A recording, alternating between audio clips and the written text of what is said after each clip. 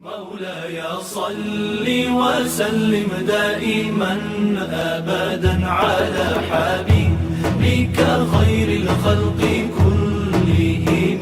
مولاي صل وسلم دائما أبدا على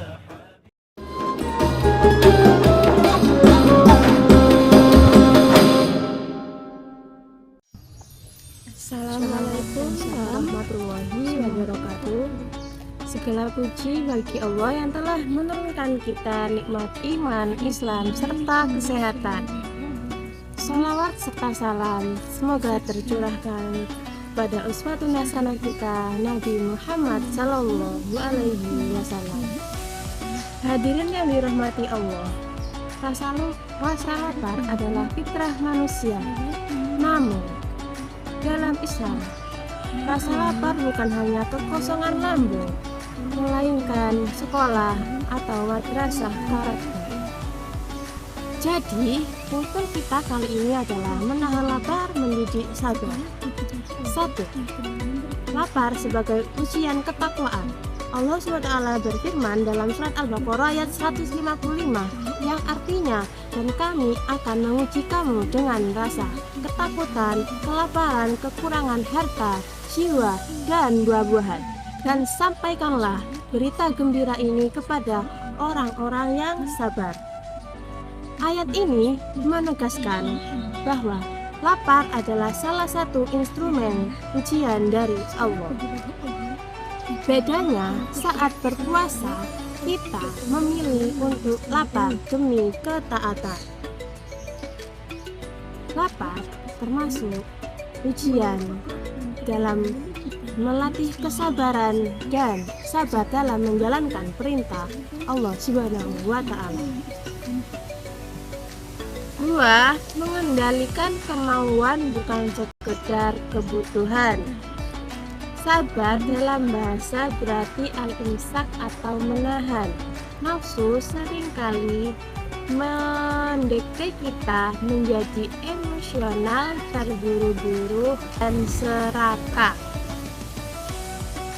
Ketika kita mampu menahan lapar, menahan makan di siang hari pada saat berpuasa, sebenarnya kita melatih otot pengendalian diri. Ketika kita bisa mampu menahan, demi Allah, sebaiknya kita lebih mampu menahan diri dari yang haram.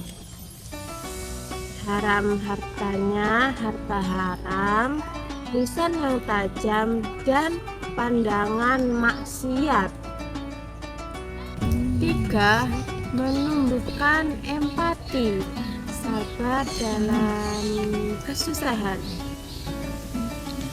Menahan lapar mendidik kita merasakan penderitaan saudara-saudara kita yang kelaparan, bukan karena pilihan, melainkan keadaan. Rasa lapar ini melahirkan kesabaran sosial, melatih kita untuk lebih bersyukur dan tidak mudah mengeluh atas hidangan makan yang ada di atas meja kita saat makan. Jamaah yang dirahmati Allah, menahan lapar dalam puasa sejatinya adalah latihan kesabaran yang nyata. Ketika kita merasa lapar dan haus, saat itulah Allah yang sedang menguji kita sejauh mana kita mampu mengendalikan diri. Rasa lapar bukan untuk menyiksa, tapi untuk mendidik jiwa agar tidak selalu tergantung pada kesenangan duniawi. Dalam keadaan lapar, seseorang biasanya menjadi lebih sensitif, mudah marah, mudah tersinggung, dan mudah mengeluh. Namun, puasa mengajarkan kita untuk tetap menjaga lisan dan sikap. Kita dilatih untuk tetap berkata baik meskipun kondisi tubuh sedang lemah. Inilah makna sabar yang sebenarnya, yaitu mampu menahan diri dari perbuatan buruk walaupun ada kesempatan untuk melakukannya. Menahan lapar juga mendidik kita untuk hidup sederhana.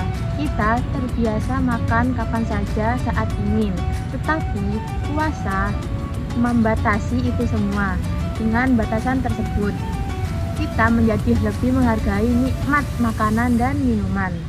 Sesuatu yang biasanya kita anggap biasa, terasa saat berharga, saat berbuka. Inilah cara Allah mendidik kita agar tidak menjadi hamba yang kufur nikmat. Selain itu, lapar membuat kita banyak mengingat Allah. Saat perut kita kosong, kita sadar bahwa kita lemah dan sangat membutuhkan pertolongannya. Maka, doa-doa pun terasa lebih tulus dan ibadah menjadi khusyuk. Dari sini, sabar bukan hanya soal menahan diri, tapi juga soal mendekatkan hati kita kepada Allah. Jika latihan sabar ini dilakukan setiap hari saat Ramadan, maka akan terbentuk kebiasaan baik dalam diri kita. Kita akan lebih mudah bersabar dalam belajar, bekerja, dan bergaul dengan sesama. Dengan demikian, puasa bukan hanya ibadah tahunan, tetapi pendidikan akhlak yang membentuk pribadi yang lebih baik. Baik, kesimpulannya adalah menahan lapar adalah latihan fisik untuk mencapai kemenangan spiritual. Orang yang mampu menguasai perutnya biasanya akan lebih mudah menguasai emosinya. Orang yang sabar saat lapar adalah mereka yang menyadari bahwa kenikmatan bukan sekedar terletak pada saat kita kenyang, melainkan pada saat kita berhasil tetap taat meski dalam keadaan kekurangan. Semoga Allah SWT menjadikan kita hamba-hamba yang sabar dan mampu mengambil hikmah dari setiap rasa lapar yang kita jalani. Cukup sekian dari saya. Wassalamualaikum warahmatullahi wabarakatuh.